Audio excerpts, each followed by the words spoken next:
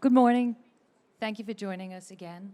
This session right now is how the toy industry can use generative AI. I'm happy to hand it over now to Robin Raskin. Robin? Hi, everybody. Welcome to Toy Fair Day 1. I want to set the stage for how I thought about this panel, because I think it's going to be AI is a big topic, and we're all still rookies. So I wanted to read you a quote by Rob Reich, a Stanford professor that I think sums it up. Rob Rich says it really well. AI ML people are like 19-year-olds. They're newly aware of their great power in the world, but their frontal cortex is still massively underdeveloped, and they're socially irresponsible. Does that say it all? So as I said, we're all learning together, but I thought about how to help the toy industry through this. And so we're going to take 3 looks at AI. Ben Erwin is going to talk about the tools and how you use them in everything from ideation to packaging to copywriting. Matt Leopold is with Alibaba, and Matt is going to talk about how you source using AI and smart assistants, and then we bring it all home with an AI-powered robot for kids. And it's here where your kids can have a companion that's ever-changing and learns about them, even though we've been at this for years. But first, we want to find out where you are in this journey. So who has used AI in their toy creation life? Raise your hands. Okay. And let's see what, to do text-based things, raise your hands. To do graphics-based things. Okay. And video? All right. So we have to, so we will dive into all of these. But just to alarm you all, the Gartner report that it will make you feel better. AI will create more jobs than it takes away. I'm still a little skeptical about that, but AI-powered toys will become a thing, and the biggest challenge that faces all of us are ethics, copyright, IP, heading into an election year with synthetic humans and fake ads. It's going to take all of us a lot of smarts to recognize, to educate, and to keep working on this. So this is mid-journey, and I am no artist, but it took me exactly 2 seconds to say, design me a doll in a retro style, and I don't know that any one of these will ever get to market, but to get your brain going, mid-journey is great. For packaging, and you'll hear more from Ben about this, there are so many tools that can help you design great, effective, both copy and design. And then we'll talk about some of the other AI uses, everything from sourcing your components to identifying them, to creating the storyline to your character, iterating, and mostly AI-driven storytelling. And we will stick around. If you want to come share with us after the panel, we'll be right over there, and would love to hear what you're seeing and doing. So with that, I am going to turn the clicker, very important, over to Ben Erwin and let him tell you a little bit about where he comes from in this AI journey. Hi, everyone. I'm Ben Erwin. Nice to see you all here. Welcome to the Toy Fair. And this topic, generative AI, has just certainly been one of the huge zeitgeists of the last year. And what I think that you'll discover about it is that it really changes not just your workflow, but the way that you think about your workflow. So one of the things that you'll hear me talk, a word you'll hear me use a lot is iteration. And when you're in any kind of creative process, iterating is what you will do, but the way that you iterate in generative AI is very interesting. So the way that I look at AI is, first of all, that the term AI doesn't really do it justice. The term artificial intelligence is a legacy term, and it is word that's used for a plethora of different technologies, but what has really come about in the last year is a wave of new tools and a new sort of state of evolution that it has evolved to. So this slide here has Jensen Huang, who a couple of years ago during the pandemic turned himself into a toy for his famous presentations. And NVIDIA is one of the leading compute platforms in the market, and it's just amazing what they're doing.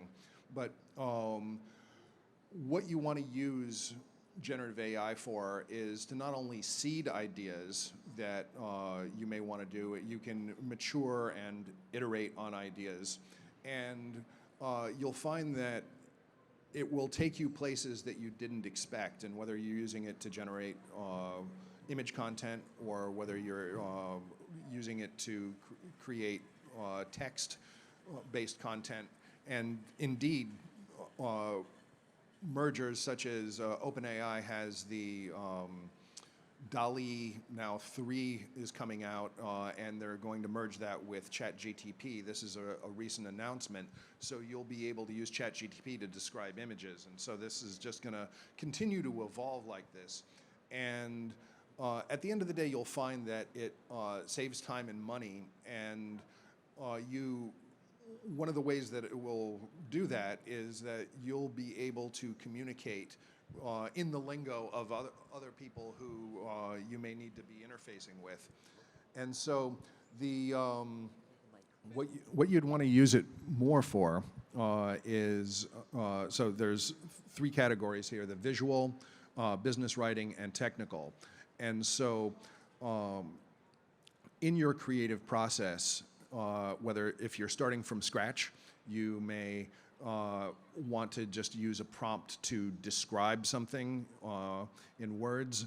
If you already have something, you can upload an image and then describe what changes that you want to make to it. With business writing, you'll find that it can be a very effective tool. Large language models like ChatGPT will give you back a tremendous amount of workable information. And the thing that you really need to iterate on is your technique. And I'll talk a bit more about prompt engineering, but the way that the input that you give, you can get better and better at what you put in order to get more what you got out. And one of the superpowers that you may not have, such as code and materials and so forth, this is where it'll help you communicate with other colleagues, because you can speak in their language and take what their considerations for, say, engineering or safety would do. And it also writes code for you, and you can just ask it to write you something in Python, and it will give you back code that you can then test. And so the way you start off, and so this example here with Discord, Midjourney is a Discord-based tool that once you pay for the first tier of it, you will get immediate responses, and you can tell it what the shape and size of the image that you want to give back are. And then you can pick what it gives you back, and you can ask it to either up-res it, or you can ask it to give you variations on the theme. The most popular image tools that are out there, Midjourney, as I just mentioned, is the Discord-based one. Dall-E2, at the time that this slide was written, Dall-E 3 has now been announced and is coming with the ChatGPT integration. And with GitHub, the Stable Diffusion is something that you can download if you have the skills to do that, to be able to install it and run that. Of course, there are enterprise applications, and if you work in a large company, the chances is that your company sponsors a cloud-based or enterprise platform suite. Certainly Adobe is on top of it, and they're integrating their Play, which is called Firefly, into Photoshop, Illustrator, and the Express tools. NVIDIA Omniverse is a very expansive platform that integrates, its whole play is integration itself, and these are all, you know, within the cloud. So Microsoft Azure is what makes ChatGPT possible. And the scale of the compute platform is really sort of beyond any of our imagination, what it takes to be able to support something. ChatGPT went in the first 2 weeks last Thanksgiving to be the most adopted platform in human history. It took 73 years for the telephone to get 100 million users. It took 2 weeks. And I believe that there was one that even surpassed that since then. This is probably one of the most important points, which is ethical design thinking, because we're on a frontier. And that's something to embrace, but to also be very cautious of things that you put out. And one of the things that I would point to in terms of, you know, there are a lot of pending lawsuits that are going to set legal precedents, but recently the Copyright Office determined that things that are created by AI are not copyrightable. So make sure that whatever you create using generative AI has your own personal signature on it, and that you can sort of demonstrate that you are the creator behind this. You can use generative AI as a tool to do heavy lifting, but you want to be careful to make sure that the IP that you're generating with it is properly protected. And so also stay in front of what the potential risks are, the IP issues, privacy, and that you want to look after your company's customers. So you're going to want to adapt your workflow, figure out what is best in terms of prompt engineering, how you get the right output, and that in itself is an iterative process. You have to go over and over and over again and see what works, and you'll find that sometimes you get diminishing returns, so you may have to start again, and that too is an iteration. And I'm going to just make one comment, because this is going to save your lives. Go to there'sAIforthat.com, and it sort of, you can type in video or graphics or words or legal contracts, and it will list all the AIs. Or you can go to my own site, virtualeventsgroup.org, where we also have the AIs listed out. And what I would say to any of you, spend 20 minutes a day just practicing your prompting the way you would learn Spanish or math. It is an art, and you will find so many uses for it that will amaze you. So those are the best places. I think you mentioned a lot of great tools, and if you're looking for tools, those are two really good sites that can help you. Right now, a lot of them have free trials. It's not going to last forever.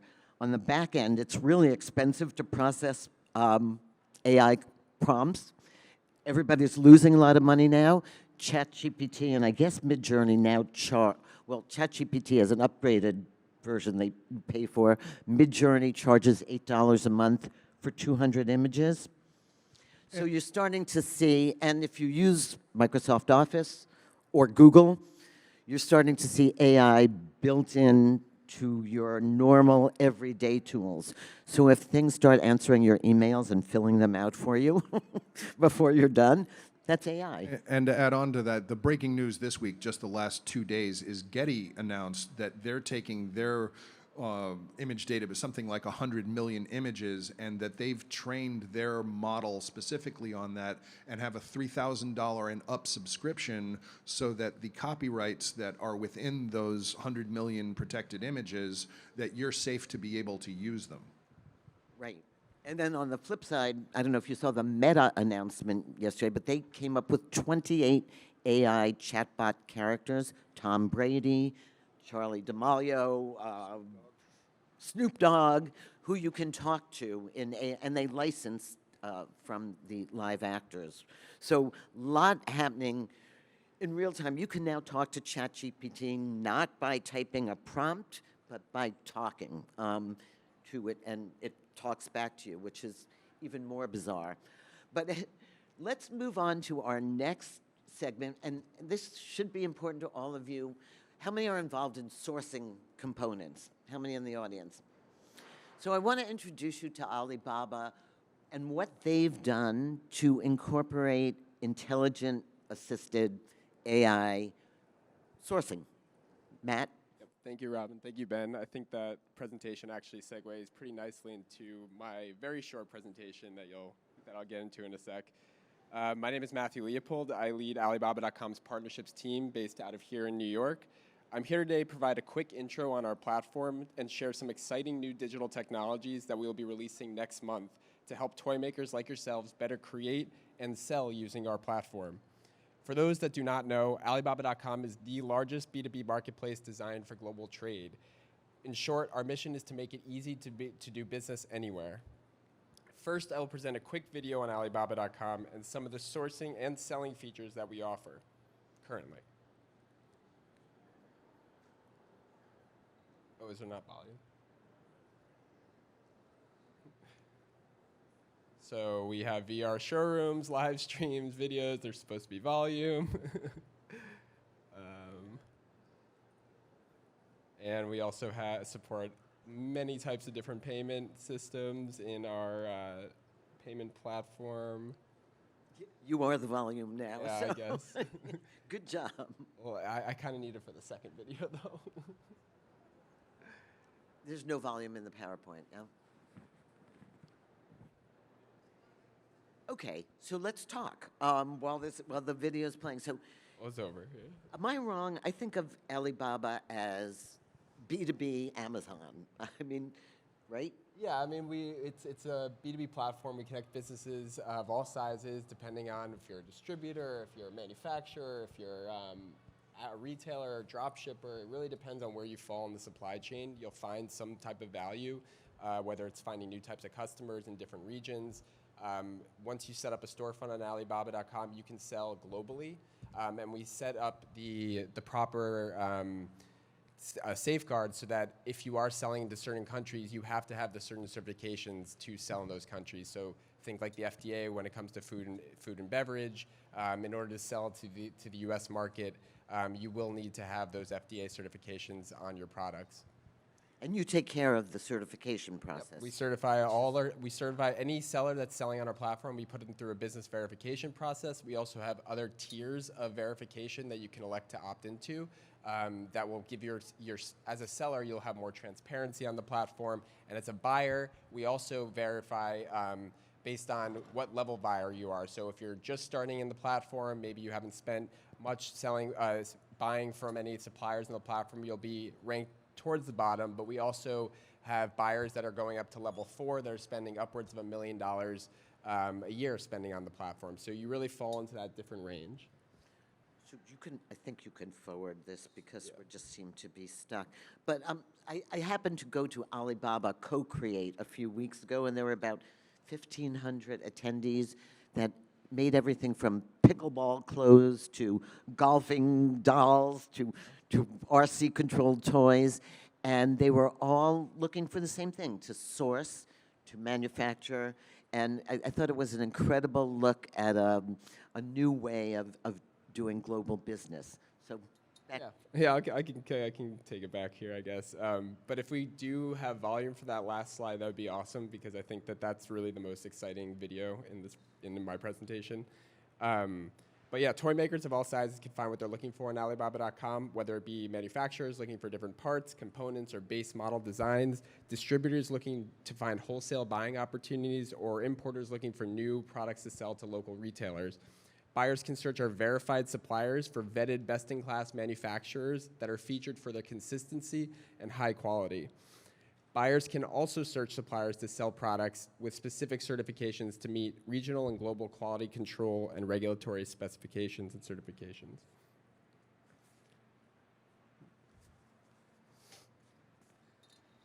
We also offer features like our trade assurance payment protection, which you will see here on, you will see here one of our US sellers has enabled to better facilitate toy makers to do business with confidence on our platform, even when dealing with new supplier partners.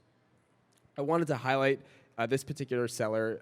They are a verified seller on our platform, Atlas Network, because they not only used Alibaba.com to source all the components that went into making this RC car outfitted with the latest in AI technologies, but they also sell this car on our platform as well.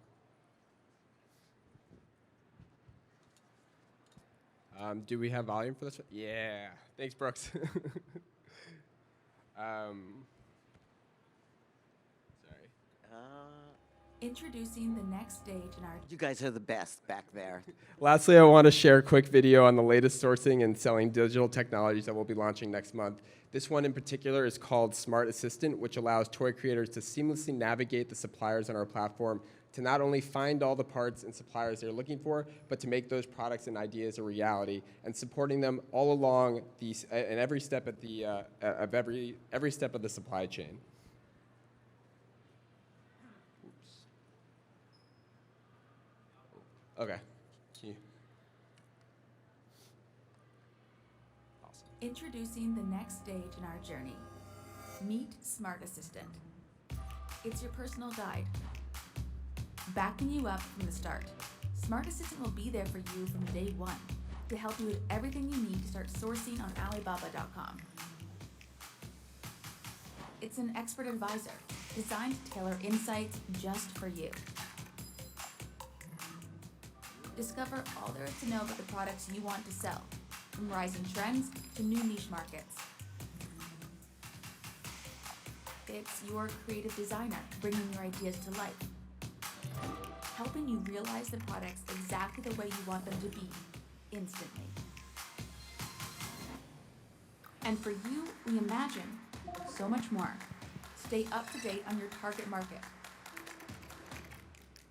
and tap into business knowledge that goes beyond just data. It's intuition. Discover products ahead of the curve and find opportunities that effortlessly align with your goals. Create your next breakthrough.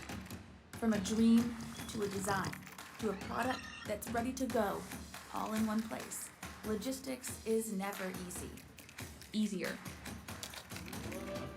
But now you'll be able to seamlessly track and expertly predict the passage of your orders across the globe. Join us on this journey. Together, we'll co-create the future. So just to put you on the spot here for a minute, this is AI trained on everything that you got back there. So it's a digitally driven technology. We do have a lot going into it, a lot of data going into it. We obviously are connecting many different arms of our business. We have our logistics in there. We have our our B2C and B2B platforms in various regions. And we just announced this at our co-create that you were mentioning earlier, just a few weeks back, and we're launching it next month. And we're really hoping that this type of product will help toy makers like yourselves really create the next smash hit product on our platform and be able to sell and source and do really everything along every step of the journey. Yeah. So I think what you're seeing is a progression. You saw Ben talk about sort of the general AI tools out there. Then you're starting to see very specific tools trained on medical dictionaries, large language models trained on very specific things, legal dictionaries. So look for these trends as they apply to your industry. And now, and I have to just give a shout out to Sneh, because he pinch hit for me at the last minute when we had a COVID speaker not be able to show up. And Sneh incorporates AI intelligence into the toy itself. So we take it full circle now. So how do you start to train a new generation of toys on being smart assistants for your kids? So meet Sneh and Miko. Thank you. Thank you so much. Very good morning, everyone. Welcome to the Toy Fair. I am Sneh Vaswani, co-founder and CEO at Miko. We're an 8-year-old deep tech startup that has launched the series of Miko robots that you must have come across. When we started back then in 2015, we realized that as a society, we are changing and childhood is changing. If you closely observe reports, we saw social emotional levels of kids were dropping. through the past decade from 2005 to now, where children reading levels are dropping, physical activity is lesser comparatively, mental wellness challenges are rising, anxiety, depression is coming up in kids as young as 5-year-olds, 6-year-olds, and COVID came in, which added a gap of asocialness. So we felt, how can AI play a role in positively impacting a child and positively impacting an entire generation? So now we read about ChatGPT, Dall-E, and other frameworks. We've been pondering since over 8 years and seeing that how it can have effective learning outcomes in kids, where technology comes in as a medium to empower them, empower the parents in their decision making. And from there, the whole family evolves with a platform product that stays with the child and has an objective improvement recorded and reported back to the parent. So basically what the parent does, parent over a mobile app can give their recommendations. The robot is a Wi-Fi connected robot that can understand, interact, engage, educate, and entertain kids. We have a booth here. You all can come and experience all our products there. And from there, the device, while engaging with the child, it could be games, it could be interactions, it could be conversations. It creates a personalized journey with every child, recommending new experiences to them. You could play hide and seek with it, where the child hides and the robot is coming to look for it. Or you could go all the way and play freeze dance with it. The child comes back from school, says, I learned this in mathematics, and the robot starts riddling and asking questions on what's new, and probably take a child on a path which the child likes. So in this entire course, after a week, 2, 3, 4, it sends a report card to the parent. This is the improvement the child has seen. These are the metrics that the improvement has come in. It could be social skills, it could be emotional skills. Then the parent takes a call, what the parent wants to do from here. So this entire journey, we feel that the belief has been that the human society is incomplete. We are building a world where robots and humans can coexist together for the best of the society. And this is one such place where AI is built for good. Now, when we say when AI is built for good, what are the ways in which you build such a system? The most important aspect, with the slide that Ben brought up, the ethics aspect of it, you build a framework which is completely child safe. You have audits, there's no marketing, there's no vested interest of commerce that the platform should have. It's purely for the good of the child. It's a system which is designed for kids. AI in ChatGPT, you would heard about the term called hallucinations and so on. The system is a controlled system which is designed for a specific objective, trained for a specific objective. The person in the driving seat is the parent, not the AI. So the most important aspect is the parent is always in control of what their expectations are. So we were very clear that the company and the product does not take a child from level 1 to level 2. It's the parent who does it. Parent gives instructions to the device and the platform works on those instructions. So I as a company may feel that probably the child's social skills needs to be improved. But if the parent wants to focus on the physical activity, then the parent is in the driving seat of the entire framework. So all of these decisions should play a role in the design of the system. You will, as an industry, you will have to look beyond what typically toy designers do. This is because this is not a toy. We have 14 plus disciplines in the company. We have 300 employees in the organization, from which there are 200 researchers working on it. It involves teachers, doctors, engineers, artists, mathematicians, psychologists, good mix of product people across 14 disciplines coming together to think on what's best for the child. Then we go through a dedicated review process. We put it in pilots. We have clinical experts who come pre-engagement, post-engagement. They come back with reports. We publish that data in research papers and so on. It's an empirical clinical journey to get to where you need to get to. That amount of rigor has to come in if your goal is to build a system which is for the best of the society. These applications can go beyond children. These applications can go in elderly care. These applications can go in various different sections of the society to address unmet needs. And that's where we are. Our goal as an organization has been if you see consumer robots, you all must have heard about robots at $2,000, $1,000, and such massive price points, which becomes difficult for people from different strata of the society to afford. So we are building robots at, this one's over here at $200, $249. We have another one that we've unveiled at $99. Pre-orders are on right now at Miko.ai. So we are building technologies at mass, which can have impact at a mass scale, and it can benefit the entire society as a large.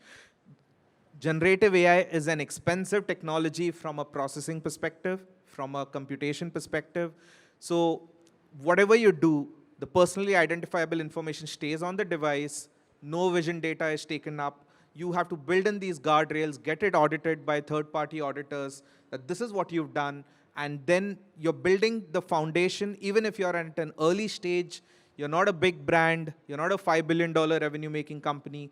At an early stage, you have the foundations of a large organization which is built for good. So keeping all of those in mind, if you have the right guardrails and your intentions are right, I think what we see, we get enormous amount of letters, emails from parents, their teachers about the benefits and the positive improvements the children have seen. That acts as a massive gratification for all of us at Miko. So this is a constant process where teachers give us feedback. How can I instruct the robot at home to, maybe revise a certain topic which I taught in the classroom today? So these kinds of use cases where at home there is technology which is designed for the child, benefiting the child, and working on the instructions of the parents and the teacher. That's where such kinds of systems can be built, and at scale. And you can leverage generative AI, you can leverage emotional intelligence. Generative AI is one angle of the AI tree, which is growing and having this massive adoption in the white space to get to AGI systems. And it is coming. There's no point fearing about such systems. We have to embrace it because it is going to be in everyone's life. And so embrace the technologies which have been built, verified by experts for the best, and embrace them for the best of your family. That's where we feel as an overall notion of an organization. So are we going to see Miko in action? Is that possible? Absolutely. So what I was... This is my favorite part. Right. So what you typically do here, you have whole lot of experiences on the device. Each experience could be a different game, could be a different activity. The device personalizes and decides what experience to pick up for the child and takes the child on that experience for that moment. So you could have conversational, you could have audio-visual, you could have HRI-based experiences. Like there's a game of hide and seek out here where the device will keep, there's a game of freeze dance. After this session, we'll request two volunteers to come and play a game of freeze dance with the robot. Oh, The yeah, robot we're will gonna play music, and you have to dance. It will assess your energy scores, and when it stops, you're supposed to stop. And it detects whether you played it well or not, gives you points. And so brothers and sisters can come together, and siblings and friends can come together and play the game. So whole lot of different experiences where computer vision, AI ML, generative Voice AI recognition also, correct? Absolutely. And with kids, no problem, like, Absolutely. So there is the most important, you're not taking any personally identifiable data to the cloud. Some aspects are processing heavy, so you leverage the cloud for that. A lot of stuff stays, like vision data stays on the device. So you have 3 processors just ensuring that the data stays on the device. There is privacy filters out here, so you can very well put a notch on the top for the camera and the privacy aspect. So every element of the design is factored, keeping in your end goal and the potential of this technology coming. Now, the best part, we have global content companies like the Walt Disney Group, Paramount, Oxford.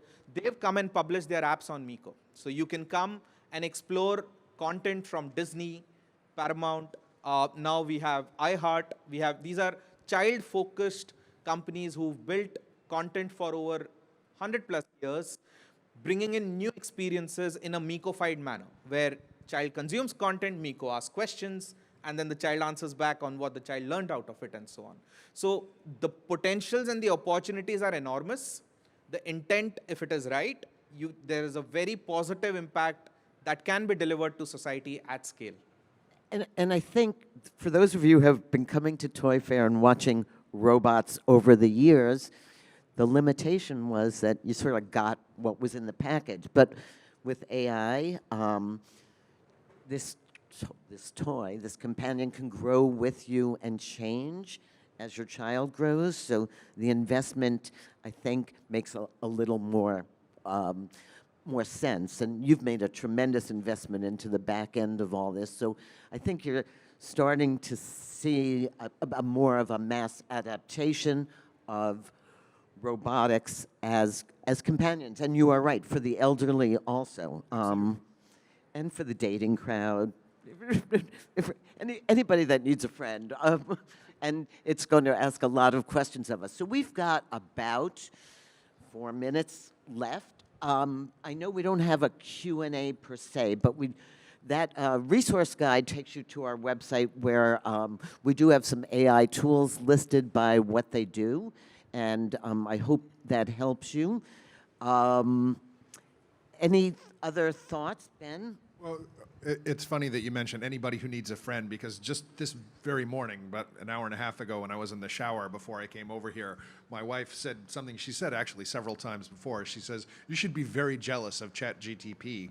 And my wife's a historical fiction author, and she, like many things, kind of pushed back initially on it, but then once she embraced ChatGPT, she's been using it as an iterative tool to go through, and the thing that she really loves about it is it's very conversational, the way that it comes back. And so she's specifically researching Swedish mythology from the 17th century. And it can not only answer her, it can answer her in Swenglish. It can come back and speak, move back and forth between English and Swedish, and she absolutely loves it. And she uses it as a tool. It doesn't write for her, but it is supplanting all of the other tools that are out there on the market, such as a grammar checker and so forth. Well, the grammar checkers have AI too. So the question to you, Sneh, is parents tend to be behind their kids, like way behind their kids when it comes to all this stuff. Are they actually really getting involved in taking control of the robot? Absolutely. I think one of the benefits of what we've seen is generally when parents buy gifts, when they say, I've bought the gift for the holiday, now my job is done. But here it's a journey for the entire family to come together. See, we are in a society where you walk into a restaurant, the mother is on her phone, the father is on his phone, and the child is on his tablet. Technology has played a role of separating everyone, increasing the distance. Here, technology is designed in a manner that brings the family together.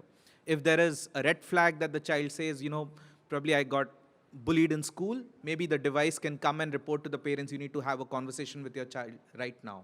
So these are examples where technology can come in as connecting together, and parents we've seen are very well engaged in the entire process because they want to take the informed decisions for their kids and leverage technology in the best way possible for their kids. Thanks. So, show of hands, who is going to go home and try out their new AI tools? All right, then mission accomplished. And who is optimistic, mostly, about the future of our role with AI? Yeah, more mixed, but yeah. So I want to thank our panelists, Ben Erwin, Matt Leopold, and Sneh, I'm going to miss your last name, and invite you to come join us and ask any further questions. It's been a delight, and enjoy your day at Toy Fair. Thank you.